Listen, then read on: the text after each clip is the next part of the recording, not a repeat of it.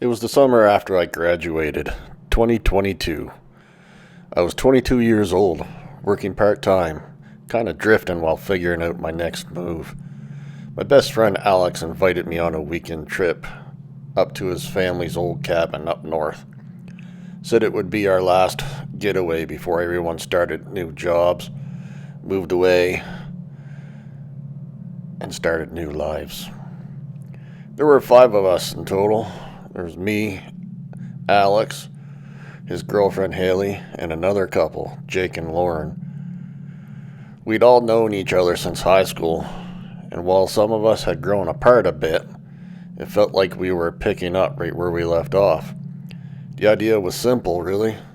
3 nights at Fire Lake, swimming, grilling, drinking, maybe some shrooms or weed. Just a total unplug and relaxation. Fire Lake's about 4 hours north of the city, past any real towns. It's not a resort spot, no gas stations for miles. You have to drive a gravel road for 30 minutes after you lose the pavement, then another 10-minute walk through bush to get to the cabin. Alex hadn't been there since he was a kid. It used to belong to his uncle, but after the guy died in a boating accident in 2008, the place had been mostly abandoned. His family stopped going. They claimed it was too far, too much upkeep. Still, Alex said it had power, a septic tank, and solar panels on the roof. Sounded rustic, but definitely doable. Looking back, I should have paid more attention when Alex mentioned the land around the cabin was weird, that his uncle used to tell stories about seeing shapes in the trees or hearing voices at night. But we laughed, thought it was just all hokey pokey. The kind of thing uncles say to freak out their nephews. We arrived there around 4 p.m. on a Friday. The sun was still up, but the forest around the lake made everything feel darker, like dusk came early. The cabin itself was rougher than expected. Weather-wrapped siding, a sagging porch, windows fogged from age. It looked like it hadn't been lived in for years, which, as it turned out, was true. But it still had a generator, and a few solar panels were working, just enough to keep the fridge cold and the lights on, barely. There was a small dock out front. The lake was huge, and still no boats. No other cabins in sight, though. It was completely silent. No birds, no insects, just water and trees. Inside the place was dusty, but stocked. Canned food, blankets, and an old wood stove. No cell service, obviously, but we had board games, weed, alcohol, all the essentials, really. The first night felt almost magical. We made burgers, swam in the lake under the stars, shared old stories around the fire pit. For a moment, it really did feel like we escaped everything. The next afternoon is when we noticed it. A boat, far out on the water near the tree line on the opposite side of the shore. No lights, no engine sound, just drifting. We thought maybe it was an old canoe that had come loose, but something felt off about it. When we called out, there was no response. It eventually drifted back into the shadows along the shore, like it had never been there. That night, we drank a little harder than we should have. Jake passed out in a chair. Haley and Alex disappeared into the bedroom. Lauren and I stayed up talking. She mentioned something strange. Said she felt like someone had been watching her through the trees when she went to pee behind the cabin. I kind of shrugged it off and laughed, thinking she was just scared of the dark or something. The next morning, we found the shirt on the dock, wet and torn. It was one of those old thermal undershirts, the kind hunters or workers wear. On the inside tag, someone had written in faded Sharpie, "Don't talk to him." That was the first time we all got genuinely quiet. That afternoon, while Alex and I were chopping wood, I asked more about the cabin's past. He said it had been in his family since the 1960s. Originally built by his grandfather, who'd made money doing backwoods construction and trapping. There were stories, however, the kind families don't put in photo albums. In the 80s, a nearby plot of land was bought by an eccentric guy named Clarence Bell. No one really knew where he came from. He lived alone. Locals call him the Lake Hermit. Rumors were he was ex-military, dishonorably discharged. Others said he had PTSD and just wanted to be left alone. In 1993, a girl went missing near Fire Lake. Her name was Shannon Myers, last seen hiking with friends. A search party was organized, dogs, helicopters, the whole works, but nothing. After a week, they found her backpack by the lake, torn and burnt. They questioned Clarence, but with no evidence, nothing ever stuck. After that, he moved deeper into the woods, and no one saw much of him again. Alex said his uncle always believed Clarence lived in the forest, in holes, caves, maybe even underground. He claimed that late at night, he'd sometimes see a small flickering light deep in the trees, like someone holding a lantern, just sitting and watching. That night, the boat came back, closer this time. We stood on the dock squinting. It was maybe 40 feet off. It just sat there, gently bobbing. We couldn't make out if anyone was inside it, though. Jake got pissed and picked up a rock and threw it. The thud that it made, dull and solid, didn't sound like it hit wood, more like hitting something soft. After that, the boat drifted silently away again. We went inside, locked the door, and tried to sleep. It was 3:12 a.m. I remember the time exactly. The power went out. Everything was dark. At first, we assumed it was a generator. Alex grabbed a flashlight and went outside. He came back about 5 minutes later, and pale. Someone cut the damn wires, he said. Clean cut, not chewed like with an animal, but clean with a knife. We decided to leave at sunrise, but none of us slept. Around 4:30 a.m., Lauren said she saw someone in the woods, just past the tree line. She didn't wake anyone because she was too scared, but she's described a man standing still. No flashlight, no movement. He was just watching. The moment daylight came, we packed everything and rushed towards the SUV, but the keys were gone. Alex swore that he had put them in the kitchen drawer. We turned that place upside down looking for them, but there were no keys anywhere. He kept a spare in the glove box, but the doors were locked, of course. We started to panic. No cell service. Closest town was 45 minutes if we sprinted. So, we started hiking. About 2 hours later, we got a signal and called the police. A ranger picked us up. We told him everything. He just nodded like he'd heard the version before. 2 days later, Alex got a call from the ranger. They went back to the cabin. Found the wires cut just like he'd said.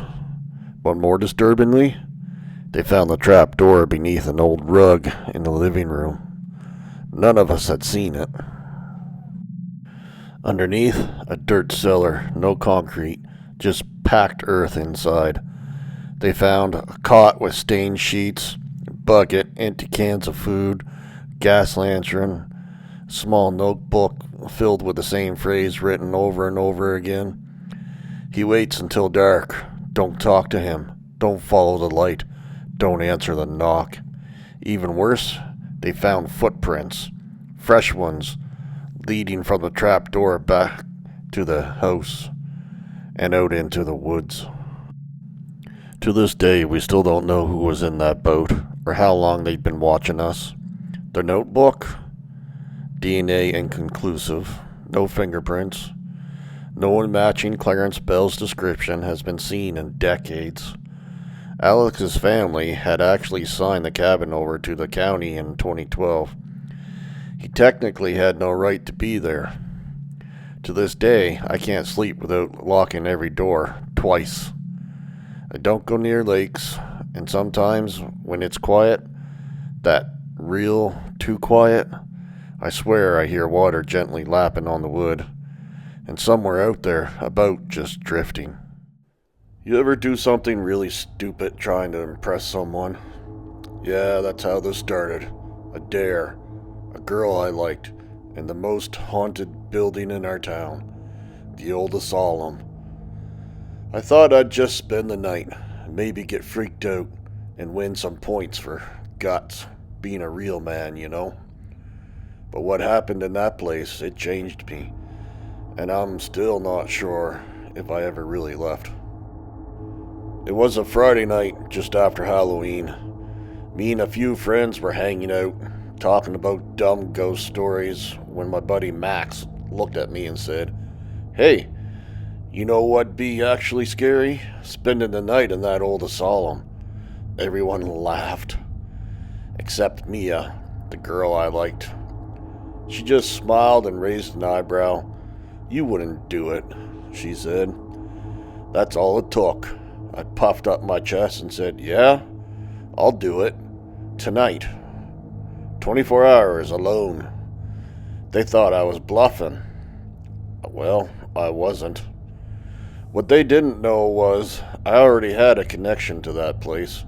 My dad's uncle, Uncle Paul, was a patient there back when it was still open in the 60s. He went in after a nervous breakdown, but he never came back out. That night, they drove me out to the edge of town. The asylum sits on a hill surrounded by dying trees. Every window is broken or boarded. Rusted bars hang loose on the second floor. It looked like something from a horror movie. Max gave me a flashlight and a bottle of water. "We'll be back at the gates at 8 a.m. tomorrow. Good luck, ghost boy." They laughed, slammed the gate shut behind me, and took off down the road. Suddenly, it was just me and that building. I stepped inside through a broken doorway. The air was cold, not outside cold. It felt dead, the kind of stillness that makes your skin crawl. The floor creaked with every step. Most of the walls were covered in graffiti and peeling paint. Old wheelchairs set in the corners like forgotten skeletons. And the smell, it was mold and dust and something else. Something metallic. I walked past what must have been the old admissions room and into a long hallway lined with old patient rooms. One still had restraints bolted to the floor. I tried to laugh it off, but I even recorded a short clip on my phone saying, "Still alive, no ghosts yet, just mold and asbestos." But then I heard it, a loud bang from upstairs, like someone had slammed a door. I froze in my tracks. I wasn't moving at all. No wind, no animals. That sound came from the inside. I made my way to the second floor, flashlight beam shaking. That's when I saw it. One of the rooms had a rusted nameplate on the door. J. Ward. That was my uncle's name. My stomach dropped. The door creaked open when I touched it. Inside, it looked almost untouched. The bed was still there, straps frayed. The walls were covered in childlike scribbles. Repeated phrases like, "Don't look at her," and "She watches through the walls." I backed out slowly, and that's when I felt it. A cold breeze, but no windows. And then, whispering. Low, fast, like someone speaking backwards. I spun around with the flashlight, but there was nothing there. I looked at my phone. The screen was black. It wouldn't even turn on. The flashlight flickered, and then in the broken mirror by the door, I saw something standing behind me. Tall, thin, pale face, hollow black eyes. When I turned around, there was nothing there. I ran. I don't even remember choosing a direction. Hallways blurred past me. I ended up in the old staff kitchen. Cabinets open, dishes still stacked. There was something written on the fridge door in dried, cracked red. "You shouldn't be here." I swear to you, the moment I read that, the flashlight died. Total darkness. And then I felt a hand on my shoulder. I screamed, swung around quick, but hit nothing. Nothing there. Something started pacing around me. I couldn't see it, but I heard it, breathing, shuffling, the floor creaking in slow circles around me. I dropped to the floor and just stayed there, back against the fridge, clutching the dead flashlight like it could save me. I must have passed out because I woke up hours later. Light was barely coming through the broken windows. I stood up, dizzy, and tried to find my way back to the entrance. But the doorway I came in through, it was gone, bricked up like it never existed. I panicked. I turned around and run down a hallway. I'd never seen it before, but I run down it. It was tight, almost like a tunnel. The walls had scratches all over them. And ahead, I saw the figure again. Same pale face, same eyes. But this time, she smiled. I don't know how I found a boarded up window on the first floor, but I smashed it out with a rusted pipe. I ran barefoot through glass and mud. I didn't stop running until I hit the main road. My friends were already waiting, laughing until they saw me. Max's face went pale. He said, "Dude, what happened to your eyes?" I didn't understand what he meant until I looked in the mirror later. My pupils were huge, like black holes. My dad said it was just shock, but they stayed that way for days. Even now, I see her sometimes, in the mirrors, in shadows, in my dreams even. I think something followed me out. And maybe, just maybe, that's why my uncle never left. Maybe he couldn't. Have you ever been inside a place like that? Did you want to leave, but couldn't? Well, I have. And if you ever go to that asylum, good luck. Well, I haven't spoken to my brother in over a year now, and honestly, I don't know if I ever will again. See, we used to be close. As kids, we shared everything. Toys, secrets, and the same bedroom until we were both in high school. Our relationship changed when we got older, though, but we still lived together in a small apartment just outside of Dayton. It wasn't much. 2 bedrooms, peeling paint, always a draft in the winter, but it was our place, and we managed. We were both working. He was doing delivery routes during the day, and I worked nights bartending. Nothing glamorous, but it was enough. That's when Kelsey came into the picture. My brother met her at a party, and honestly, at first, I didn't think much of it. She was funny, cool, and one of those people that could light up a room without even trying. But then, well, she started texting me. At first, I figured she was just being friendly. I didn't think anything of it. But then I started getting a little more, well, you know. We'd send messages late at night, talking about anything and everything. I did feel guilty, but not enough to stop. The problem is, Kelsey and I had this connection, and she felt it too, but so did my brother. When I found out they were starting to hang out more, I knew it wasn't good, but I still didn't tell him. One night, Kelsey came over when my brother wasn't around, and we hung out. Nothing serious happened, but the tension was there, simmering below the surface. I knew I was playing with fire. When my brother found out, it didn't take long for things to explode. We got into a full-blown argument. Words were thrown, hurtful things we couldn't take back.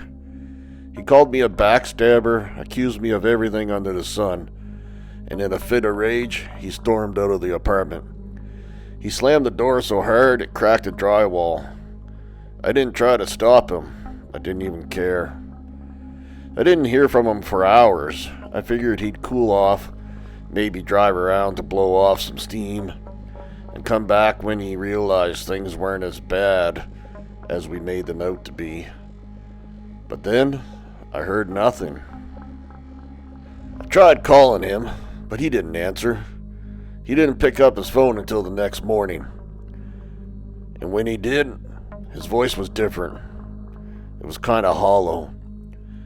He told me his car had broken down. That old Pontiac. You know, that rusted out piece of junk he was always driving? It overheated about 30 minutes outside of town.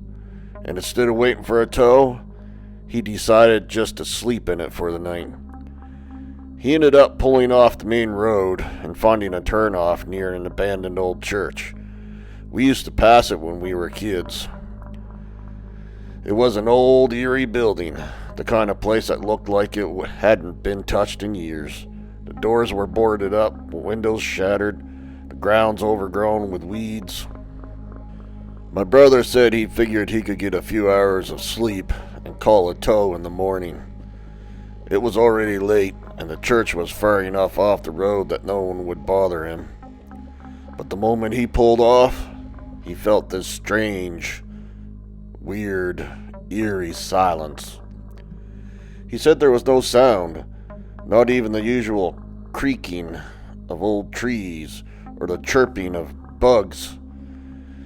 Everything was just dead.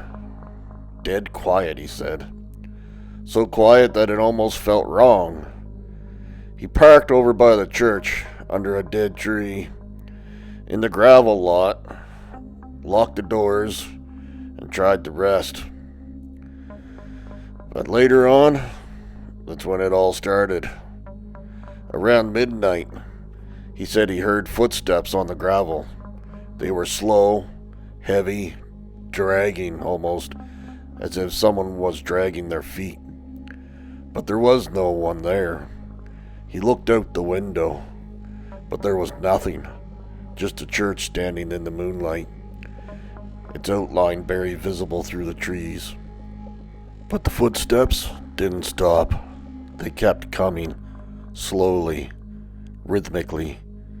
He said he locked the doors even tighter, pulled his jacket up over his head, and tried to ignore it. He thought maybe it was just paranoia. Maybe it was just the wind or his mind playing tricks on him. But then, that's when it happened. The radio turned on, and he hadn't touched it. He hadn't even tried to turn it on, but suddenly, it blared to life, crackling with static, loud enough to make his ears ring. He scrambled to turn it off, his hands shaking, and just as the sound cut out, he looked out the window again. That's when he saw it. The door to the church, which had been sealed tight for as long as we could remember, was wide open. He swore he saw something standing just inside, a dark shape, tall and still. He couldn't make out any details, but he knew someone or something was watching him. His heart started to race, and he considered driving away, but the car wouldn't start. It just wouldn't start. He sat there in complete silence until about 3 a.m., when something even more terrifying happened. He said he woke up to the feeling of pressure against the car. It wasn't a tap or a knock. It was like something was pressing down on the roof. the sides, pushing against the metal as if trying to get inside. He said the car swayed just a little, but enough to make his blood run cold. He didn't dare look outside. He didn't move. He just stayed frozen in the spot, heart pounding, praying for morning. The pressure stopped eventually, but it was replaced by a soft, dragging noise, like someone running their hands along the side of their car. He tried to sleep, but when he finally opened his eyes, he saw something that made his stomach drop. Handprints on the inside of the window, but not his. The handprints were too large, and there were too many of them. He felt like he was losing his mind. He grabbed his keys and tried to start the car again. This time, it worked. He sped off as fast as the old Pontiac could take him, his eyes darting nervously in the rearview mirror. When he pulled into the gas station about 30 miles down the road, he finally let out a breath, thinking the worst was over. But that's when he saw it, something on the back seat. An old Bible. He swore it wasn't there when he left. It was old, really old, stained. The pages were yellow with age. And across the front cover was the name of the old church. But that wasn't the worst part. Inside the cover, scribbled in faded pencil, was a name that sent a chill down my spine. It was our grandfather's name, and the date, April 13th, 1966, the same day he died. The story you're about to hear was told to me by a woman named Jersey. She worked nights at a residential home for people with disabilities. At first, the job seemed calm and easy, but over time, the nights became something else entirely. Something she couldn't explain, something she couldn't shake. What follows is her account in her own words, and I'll warn you now, once you hear it, you'll understand why she never went back. I don't usually talk about this, she said. I've only told a handful of people, and most of them just kind of laugh it off or tell me I was overtired. But you asked if I'd ever had something truly scare me at work, so yeah, I'll tell you. Back then I was 22, working as a support worker at a residential home for adults with disabilities. It wasn't a bad job at all. Honestly, I liked it. Most nights were quiet. The residents all had routines. They were mostly asleep by 9:30, and my job on nights was just to be there in case somebody needed something or there was an emergency.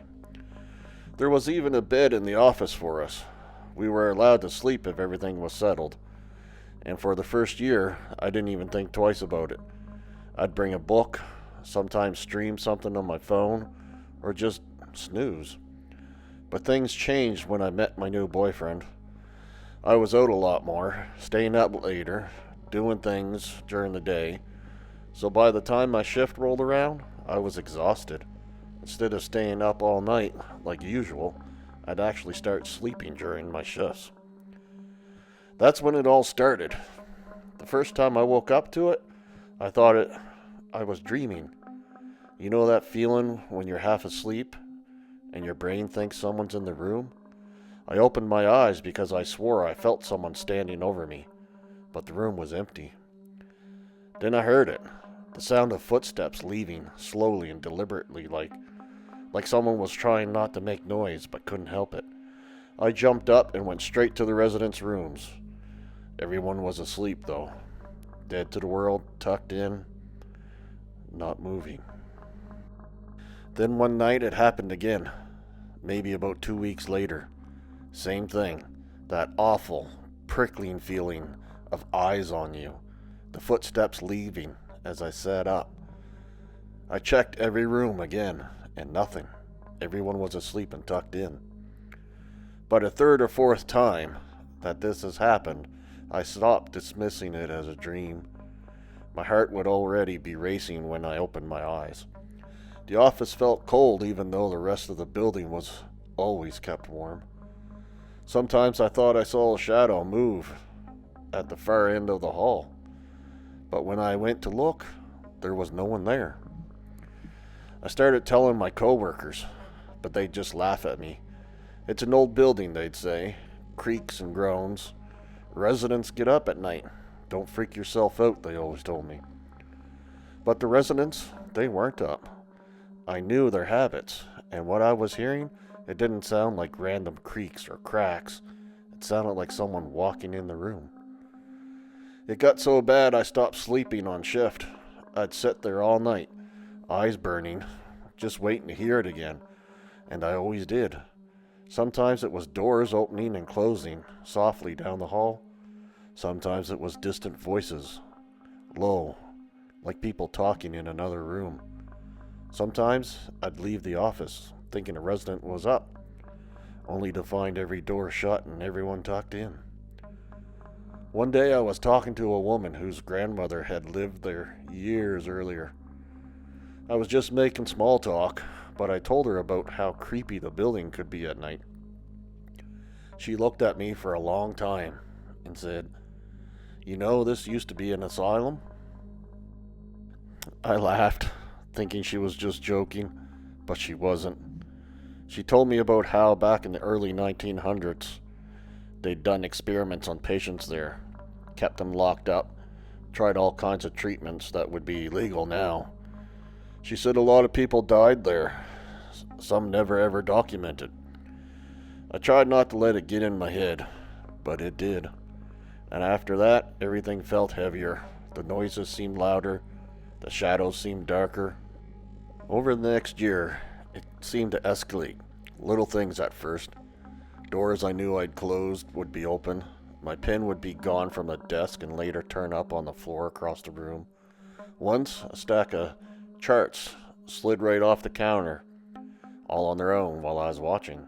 Another time, I was making coffee at about 3 in the morning and heard a man's voice, clear as day, say my name from down the hall. But when I went to look, no one was there. The worst night was near the end. I decided to nap because I was just so tired. I woke up freezing. The room was colder than I'd ever felt it, like the temperature had dropped by at least 10 degrees.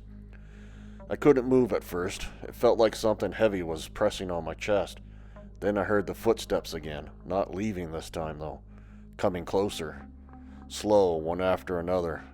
I couldn't see anything, but I knew someone was standing right next to the bed. I forced myself to sit up, and it stopped. There was just silence. Every resident was asleep, every door shut. That was it for me. I couldn't do it anymore. It was affecting everything, my relationship, my health, my whole life. I quit soon after, and I never went back. Over the years, I met other people who worked there, and do you know what? A lot of them quit for the same reason. They don't always say it though, but you can tell. They'll say things like, "It was too creepy," or "I couldn't handle the nights." I still don't know what was going on there. Maybe there's a rational explanation for it all. Maybe I was overtired. Maybe it was just an old building. Who knows? When I think about those footsteps, the voices, the way the air felt, thick and heavy, I don't think I'll ever really know. And honestly, I don't want to know. So this story was sent to us by someone who asked to remain anonymous. She said what happened to her on that one night in 2019 at a small town diner, it still keeps her up at night. And that she'll never work another night shift ever again. For privacy, we've changed all the names and locations, but everything else is exactly how she told it to us. I've been working at Miller's Diner for about 6 months now. It's one of those places off a small stretch of highway with all the neon lights, the chip counters, and a jukebox that barely works. We were open 24 hours, mostly serving just truckers, regulars, and the occasional drunk coming down from the next town over. My boss, Rick, he was one of those men who thought yelling was management. He'd smoke behind the kitchen, count the tips from the servers, and always saying things like, "Customers come first, not your feelings." My shift ran from 4 to midnight, and that night the cook called in sick, so Rick told me I'd have to stay late and help cover. I didn't argue. I needed the hours. There were only 3 people in my life who mattered, much at the time anyway. Tyler, my boyfriend, who had a record for burglary and anger issues, of course. Cal, a truck driver who came in every week on his cross-country route. And Rick, my boss, who made my life miserable, but kept my paycheck steady. Tyler didn't like that I'd talk to the customers. He'd show up sometimes just to watch me work, sitting at the counter, glaring at anyone who looked at me. Well, that night, it started like any other. Slow, quiet, and a little lonely. But around 10:30 p.m., Cal walked in. He always sat at the same booth. Ordered the same thing, black coffee, cheeseburger, no onions. But tonight, there was something off. He looked uneasy. He asked if Rick was around, leaned over and said quietly, "You should lock the back door. Some guys at the truck stop said there's been a string of break-ins nearby. Just be careful." I nodded, and when I went to check the back door, I noticed it was already slightly open, like someone had pushed it, but not come inside. When I told Rick, he just grunted and said, "Probably the wind. Get back to work." About an hour and a half later, I saw a familiar shape outside the diner window. It was Tyler. He was leaning on his old Chevy, smoking, watching me through the glass. I hadn't told him I was working late. When I went out to tell him to leave, he said, "You think I don't see how that trucker looks at you? You think I'm stupid?" He was angry, pacing, his voice rising. I tried to calm him down, but he grabbed my wrist and he said, "You know I don't like it when you lie to me." I pulled away, went back inside, and locked the door. Rick saw everything through the window, but didn't come out. He just muttered, "Handle your personal crap outside of work." Cal saw my face when I came back in. He didn't say much, just slid his phone across the table and said, "If he calls back, call me first. I'll be on channel 9 if I'm still around." By midnight, the place was empty. I started cleaning, trying to shake off the feeling that someone was still watching. Then I heard the sound of metal scraping at the back door. Slow, deliberate like. When I went to check, I saw the door was open again. Only this time, the chain lock had been cut clean through. I called out, thinking maybe Rick had gone for a smoke. No answer, though. Then I saw his cigarette still burning in the ashtray near the register, but no sign of him anywhere. The only sound was the steady hum of the neon sign outside and the soft drip from the sink. When I turned back towards the kitchen, someone was standing there, a tall shadow, just inside the door. I recognized the voice first. You never learn, do you? It was Tyler. He was wearing gloves. His eyes were bloodshot. He had something in his hand. Looked like a wrench, maybe from his truck. He said he'd seen me flirting with the driver, and he wasn't going to be made a fool of again. I backed towards the counter, but he lunged. I fell, hit my shoulder, and screamed. Then came the sound of a horn, loud, echoing through the diner. It was Cal's rig. He must have come back. He must have seen Tyler in the parking lot. Tyler turned. He was startled, and I bolted towards the door. Carl burst in seconds later, hitting Tyler hard enough to knock him to the kitchen. They fought, plates breaking, shelves crashing, until Tyler ran out of the back. The police caught up to Tyler an hour later. He'd crashed his truck off Route 19. Less than 2 miles away. He didn't survive. When they searched his vehicle, they found a crowbar, duct tape, and a set of printed photos of me taken from outside my apartment. Rick gave them a statement, but didn't say much. He didn't check on me, didn't even thank Cal. He just said, "Well, need someone for the morning shift." I quit that night. Cal stopped by once more before his next haul, just to make sure I was okay. He told me something that stuck with me. When a place has bad people hanging around too long, it soaks into the walls, makes everything feel wrong. After that, I never went back to Miller's Diner. It closed down the next year after a fire started in the kitchen overnight. No one ever found out how it started either. After that night, she quit. That was the last time that she was ever there. The building's still there, boarded up, overgrown, and forgotten. Locals say sometimes the lights still flicker inside at night, but most figure it's just faulty wiring or something. Maybe a generator that was never disconnected. Either way, nobody's gone in to check. Not since the night everything changed. This story was sent in by a listener who wanted to remain anonymous. It's about something their son and his friends experienced one afternoon while playing at the park. It was just a regular day. A group of kids, around 10, 11 years old maybe, were playing tag in an open field at their neighborhood park. It was a safe place. That kind of spot the parents don't worry too much about. It had playground, a ball field, daycare. It was right next to it. The workers always outside watching the children. But one day, something happened. Someone showed up. The kids first noticed him when he stumbled out onto the field from behind the tree line over at the edge of the park. At first, they thought it was just some guy cutting through. Maybe he was homeless or something. They weren't sure. But right away, something about him was off. He wasn't wearing a shirt. His skin was dirty, covered in scratches he was. He was muttering to himself too, loud enough for the kids to hear fragments of words, nonsense sentences, broken phrases, and then suddenly bursts of laughter. The kind of laughter that doesn't sound so happy. One of the kids said it looked like he was having an argument with someone who wasn't even there.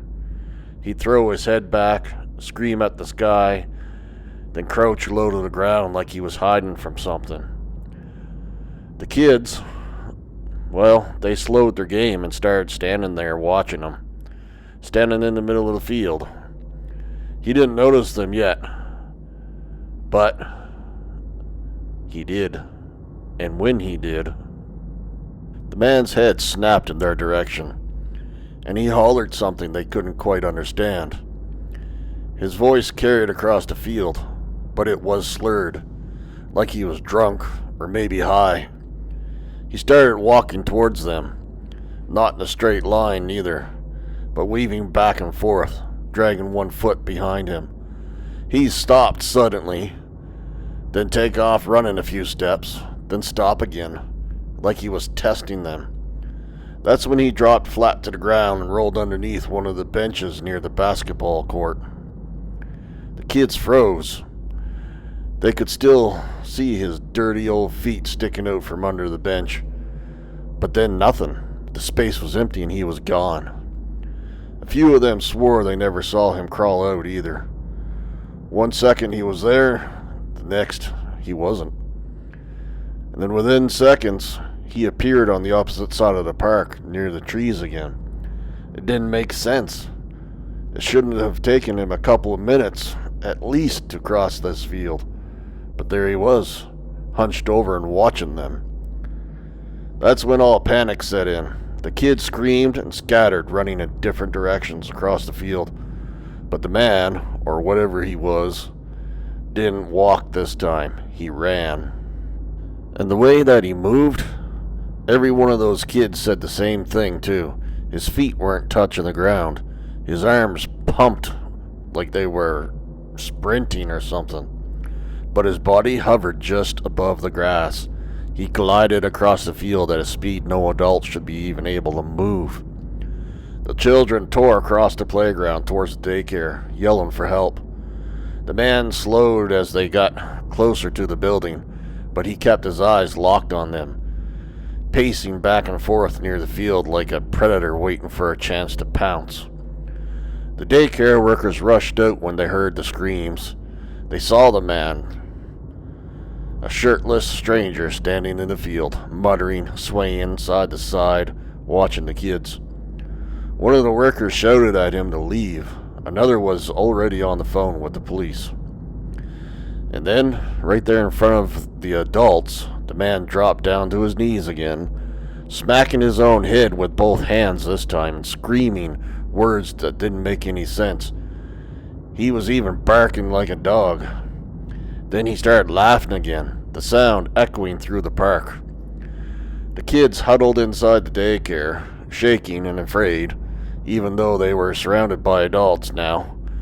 They said they could still hear him, chanting, growling, and making this low humming sound that carried through the walls. By the time the police arrived, the man was gone. He just vanished, the same way he had before. The officers searched the park, the nearby woods, and the streets around, but there was no trace of him. No fingerprints in the grass, no shirt, no belongings, nothing. To this day, the kids still don't know what they saw. Was it just a man high on drugs, moving in a way that didn't seem natural to their eyes, or was it something else? Something that wasn't supposed to be there in the first place. One thing is for sure, none of them wanted to go back to that park ever again. Thanks for watching, everyone. We truly appreciate it. It really helps our channel grow. And if you haven't already, hit that subscribe button so you don't miss any more of our true scary stories.